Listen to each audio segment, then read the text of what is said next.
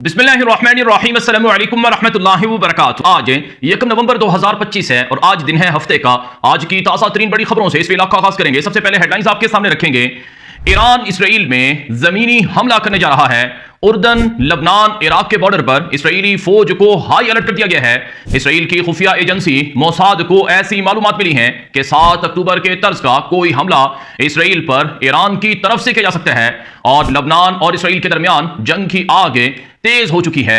दूसरी तरफ शाम में इसराइल के हमले और मंसूबे तबाह हो रहे हैं क्योंकि शाम में रूसी फौजों की वापसी हो रही है और रूस से शाम ने दिफाई मुआहिदे कर लिए हैं। शाम के अंदर रूस अपनी फौज को, जंगी जहाजों को, हथियारों को ला रहा है। क्या वाकई इसराइल और अमेरिका के खिलाफ मशरक़ वस्ता में तुर्की, कतर, शाम, सऊदी अरब का और चीन और रूस का नया इतिहाद बन चुका है?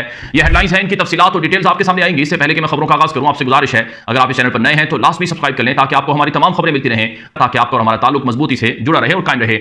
आगाज करेंगे आज की सबसे बड़ी खबर इस वक्त मेरे सामने है।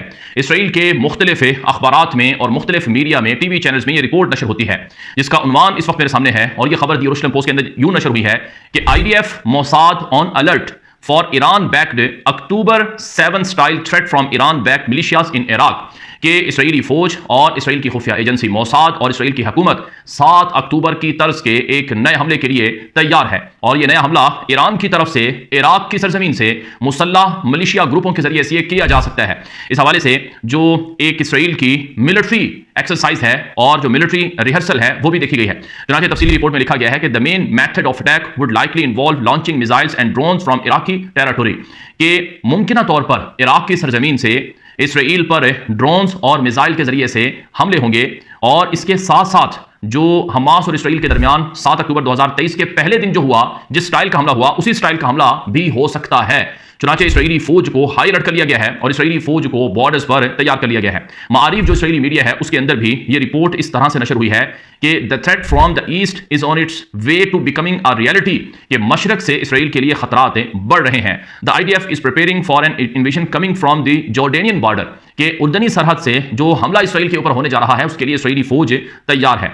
और इस हवाले से रिपोर्ट में लिखा गया है कि sources in the northern command warn that Iran is increasing its support for terrorist infrastructures in Iraq and militias.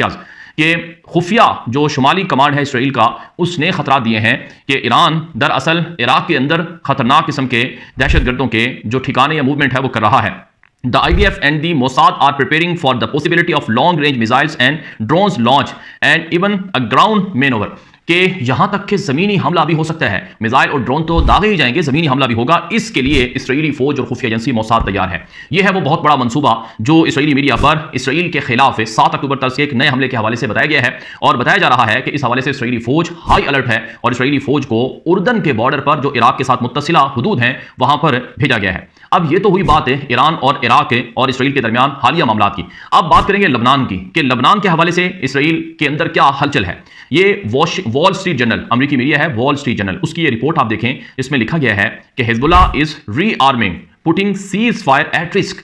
कि हिजबुल्लाह दोबारा से असलहे के जरिए से अपने आप को मुसल्ला कर रहा है और जो सीज फायर हुई थी वो खतरे से दो चार है और इसराइल का सब्र का पैमाना लबरेज हो चुका है। और इस वक्त इसराइल के पास मुसद्दिका इतलात हैं कि लबनानी सरजमीन पर हिजबुल्लाह मिलिटेंट ग्रुप जो है वो ईरान की मदद से अपने आप को ताकतवर कर चुका है और वो किसी भी लम्हे एक बड़ी जंग इसराइल के खिलाफ छेड़ सकता है। ये अमेरिकी अखबार वॉल स्ट्रीट जर्नल की ये रिपोर्ट है। इसके अलावा इसराइल हायोम जो इसराइली मीडिया है उस पर एक रिपोर्ट छपती है जिसमें कहा गया कि US गिविंग अप ऑन लबनान। कि अमेरिका अब लबनान को अपने हाल पर छोड़ रहा है। लबनान में हिजबुल्लाह ने असलहा नहीं फेंका।